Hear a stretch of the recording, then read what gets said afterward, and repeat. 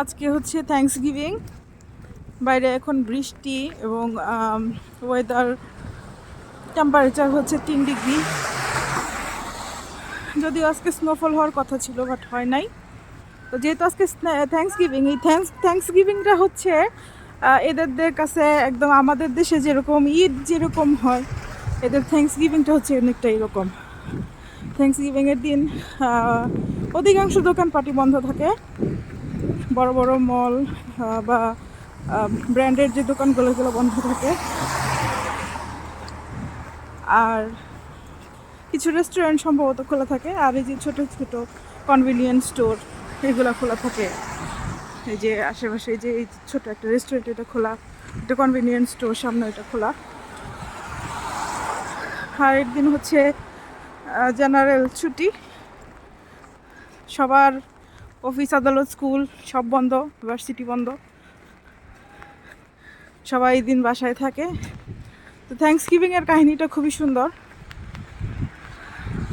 Thanks গিভিংটা হয় হচ্ছে একদম নভেম্বরের লাস্টে। তো এই সময়টা হচ্ছে আগে যারা হচ্ছে এখানে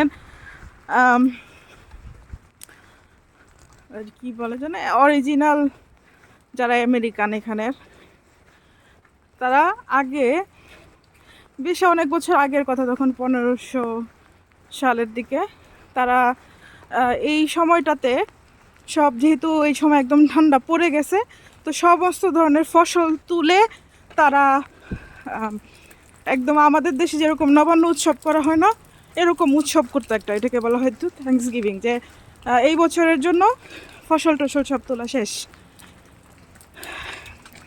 পরবর্তীতে যখন ইউরোপিয়ানরা উপনিবেশ করলো এখানে, তখন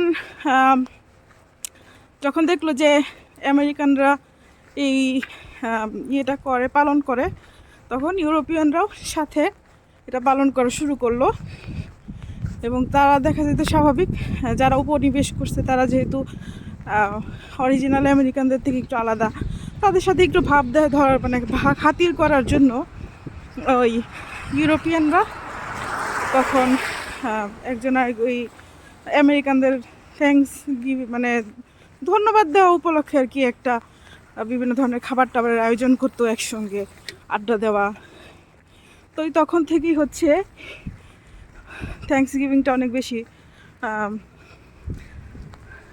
পালিত হয়, এখনও পর্যন্ত পালিত হয় থ্যাঙ্কস গিভিং। এই দিন দেখা যায় যে মোটামুটি সব ঘরে ঘরে বেশ ভালো ভালো রান্নাবান্না হয়, বিশেষ করে টার্কি। এখন এই জেনারেশনে থ্যাঙ্কস গিভিংয়ের খাবার বিভিন্ন জেনারেশনে বিভিন্ন ধরনের হয়েছে। এখন যে জেনারেশন, এই জেনারেশনে হচ্ছে টার্কিটা খুবই বিখ্যাত। তারা ফুল টার্কি রোস্ট করে করে সব ফ্যামিলি ফ্রেন্ডস সবাই মিলে খাওয়া দাওয়া করে। এই হচ্ছে থ্যাঙ্কস গিভিং। আজকে হচ্ছে থ্যাঙ্কস গিভিং, রাস্তাঘাট একদম খালি আজকে, বাসও বন্ধ এবং দোকানপাটও বন্ধ। তার মানে আমরা যেরকম ঈদের আগেই সব কেনাকাটা করে রেখে দিই, সব রেডি করে রাখি, এরাও থ্যাঙ্কস গিভিংয়ের বিষয়টা এরকম। এবং আগামীকাল হচ্ছে ব্ল্যাক ফ্রাইডে।